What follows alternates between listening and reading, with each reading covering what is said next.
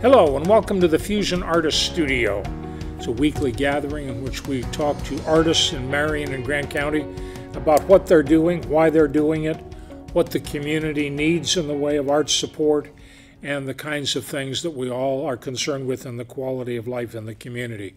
Our guest today is probably as well known an artist as there is in Marion, mainly because, among other things, he is an illustrator, a book illustrator, and a personal friend of Tony Dungy's, which has to count for something. Ron Mazellan, welcome. It's good to be here. Thank you, Ed. Ron, how long have you been in Marion?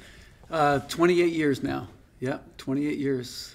And where was home originally? I was born in New Jersey, went to school in Chicago area, and then moved to California. And then you came here to teach at Indiana Wesleyan. Correct, yes. Was Ardelia Williams, did Ardelia hire you? Yes, she did. Yeah, okay. It was a great experience. Of course, we just lost Wilbur last week. Yeah, it's very sad. But you have taught at the college for a long time. Right. 28 years. Yeah. But you also are a book illustrator, which is kind of a niche world. Right. Not a lot of people do that. Talk a little bit about how you got into that and why. Sure. While I was at Wheaton College, I had a job working as a racquetball desk clerk. So I helped hand out towels to businessmen and women early in the morning. So I had an early morning shift. And while I was working at that shift, I was about to graduate, and one of the patrons who I had known for a couple of years asked what it is that I wanted to do with my life. And I said, well, I wanted to draw. And he said, well, who do you want to draw for? And he said, well, I'd love to work for Disney. And he looked shocked because that was a big dream, and I didn't know how to navigate that dream. And he had told me that his best friend was an art director there in Burbank, and he said if I moved to California, I would get an interview. So scared out of my wits, I packed up my car and drove to California. And now, were you a young, reckless single guy at this point? Well, I wasn't young, but I probably was reckless. And single. Yeah, I was single. That's the important part. Yeah. So moving out there was intimidating, but I ended up working as a graphic designer for the Disneyland Hotel across the street from Anaheim Park, Disneyland Park. And so for 2 years, I learned how the art of business works. So I started working in the advertising entertainment business.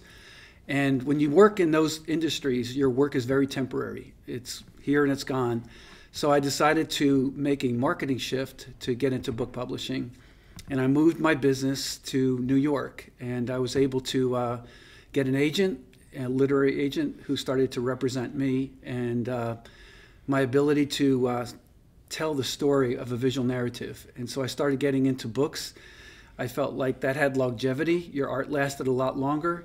And I love the power of good that a book can bring. And so that's the short story of how I started. How many books have you illustrated over the years? A couple hundred books I've illustrated. Children's books, it's a little bit more limited because my area was more about book covers, chapter books. Right. Children's books is a whole nother That's niche. a world unto itself. It is. And I learned how to navigate that world. And that world is about relationships. It's a world built on trust. You're given a royalty advance. You have a certain amount of illustrations you've got to complete with a deadline. And so I learned how to do that. And so the children's book's not as many. Probably the one that you got more attention on than any other in your years in Marion would be the book that Tony Dungy wrote and you illustrated. Correct.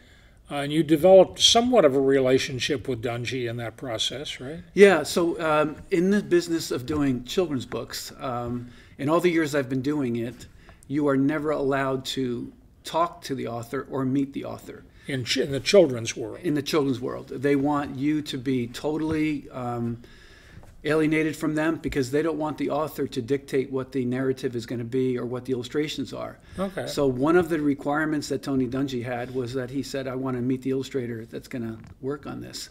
So I flew down to Tampa and met him and his family and decided to use his children as the models for the book. That's kind of nice. Yeah. But everybody, the big thing is when you do a children's book, everybody wants a New York Times bestseller. Everybody. Yeah. They want that type of pressure on you to produce that kind of book that reaches that level. Talk about some of the other adult books that you have illustrated, the kinds of things that you do. Right. So I love books that challenge somebody in the way that they think about history. I love doing historical books because of the research that surrounds it. And so anything historical, I love doing the research that helps build the concept around that. So I can remember in the early days of Mississinawa 1812. Oh yeah, you came out to the site. Oh, I sure and remember you were that. like a 12-year-old out there. It was so exciting. And I remember we met early in the morning. That's the sun right. was just coming up.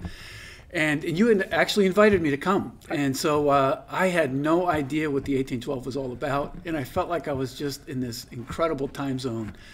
And I just started shooting pictures because I knew that narrative could be really fun. And so I drew from Have those you had images. a chance to use that? In some exhibits, I have. Okay. Yeah, Okay. I've had an opportunity to show them. What are you working on currently? Right now, my wife is a service dog trainer, so she trains service dogs. And so I talked to my agent about some opportunities that might be forthcoming, and I told her about a book about what my wife does, and so she insisted that I do a book about service dogs, therapy dogs. And so I'm working on a dog book right now. I'm actually authoring it and illustrating it. It's the first time I've done this. It's called A Dog Named Stella. Okay. Yeah, so it's about a dog, just the disconnect that my wife has to have in training a dog and then letting that dog go.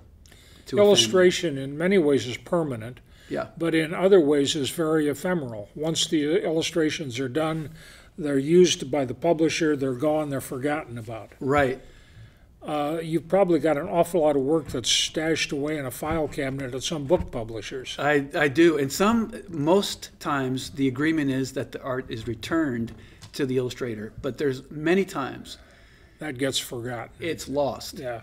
Somehow it's lost. They don't know where it ended up. So I've had several books with illustrations that have vaporized somewhere, but usually I get them back. So when you want to do something just to please Ron Mazellan, right, or to hang on the wall, what do you do? Most of the things that I do, my wife doesn't choose to hang on the wall, because right now I just love drawing dogs right now because that's all I'm drawing. So I get myself familiar with them. But I love doing landscape, and I probably had some of the best work that I've done the last couple of years was a visit to Jackson Hole, Wyoming, and I did some on-site painting. Oh, yeah. Had a great experience doing that. So those are worthy to hang on a wall. It's a very expansive world. Oh, my goodness. It's absolutely beautiful. I used this paint called casein, and they told me, be careful because it attracts bears. So that was kind of, I was always a little bit timid about painting. You think someone's maybe putting you on just a little bit? No, it's milk-based. It does? Oh, yeah, it's milk-based paint. And so okay. It does attract. So I was really careful. Don't take your casein to bear country. So true, yeah. You worked with Rod Crossman for Correct. years. Oh, yeah, what a great treat. And you two got along well, I think, yes, through the years. Yeah, we had such a great time. I mean, he is such a joy to work with. And so having to work with someone that you laughed a lot, you were surprised that you got paid for what you got to do. So it was a joy to work with him. It's kind of nice. It's wonderful. Yeah. Let's talk about the arts in Marion a little bit. Yeah. You're involved with the Fusion Arts Alliance, Sure, yeah. which is an attempt to address problems, bring new thinking to issues that need to be resolved. Yeah. What are you bringing to the table in this? Yeah, the idea that I would like to bring is that art is typically the one thing, or probably one of several things, that get eliminated from any educational package because it looks like we can cut it. First thing that we get rid of is the art teachers. Right, yeah, the art teachers, then it's music or theater.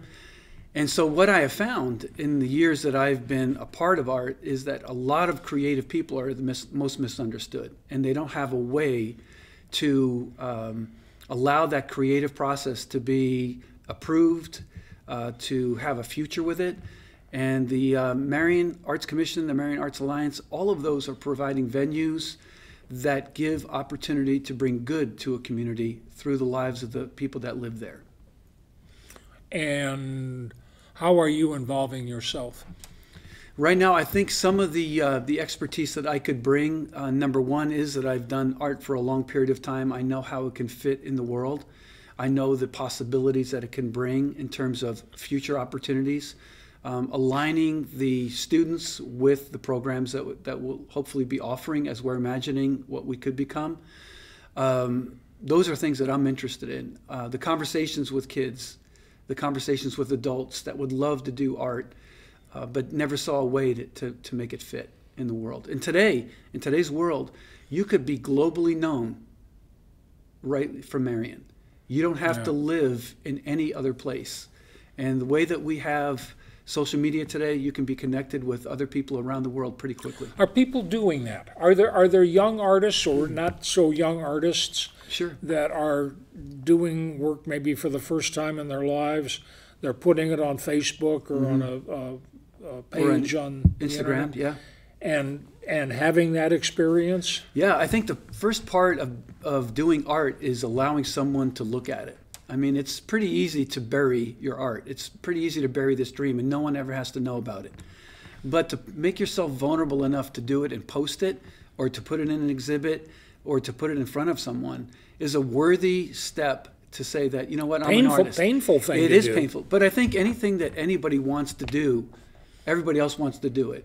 But most people are not resilient enough to keep doing it. And that's what I'm hoping that we do with some of the community surroundings that we have with the Arts Commission.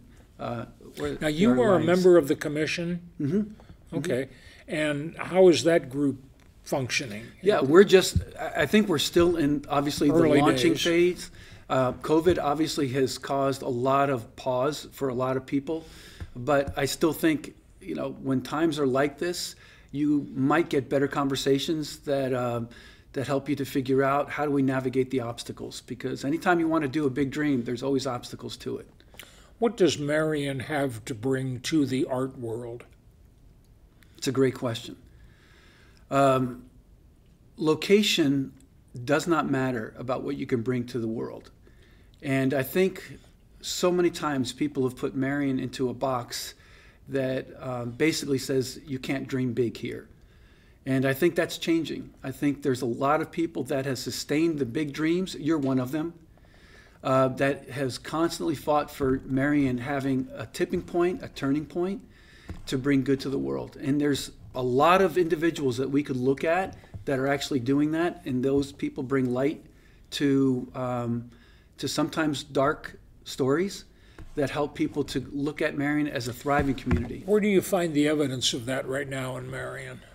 Oh, I think that some of the evidence is the commissions that are beginning to start that have art involved in them. There are actually people that believe in that dream, and I think they're beginning to establish a strategy to create a sustainable dream. So I see that happening.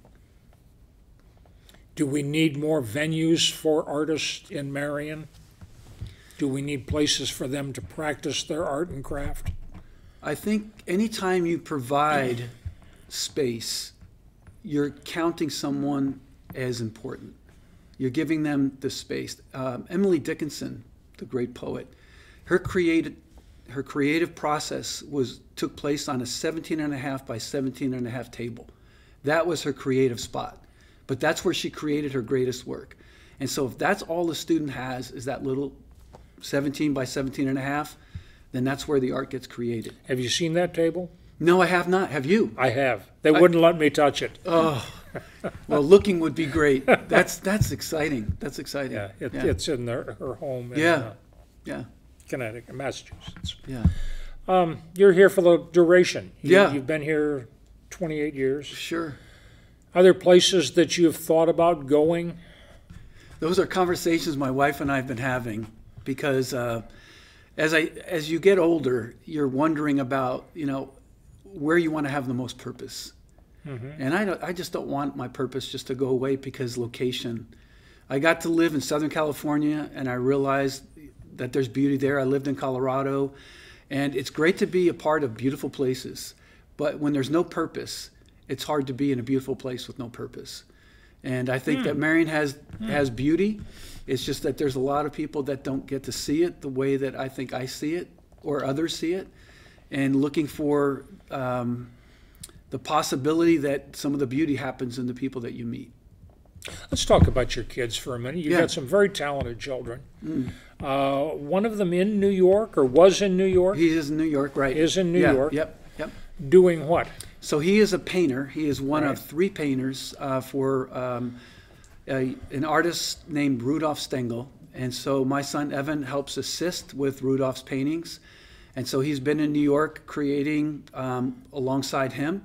And so he's made that big leap in New York and the challenge that goes with that.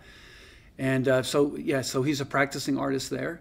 And then my oldest son, Nathan, is also a photographer. He does music, but he also works for Tree of Life. Oh, okay. And then my middle son, Kyle, he's a physician in Indianapolis. They've done well. Well, it's because of their mom. My, She's a great mom and a great wife. Yeah. anything that we have not talked about that you think needs to be put on the table and discussed at the moment?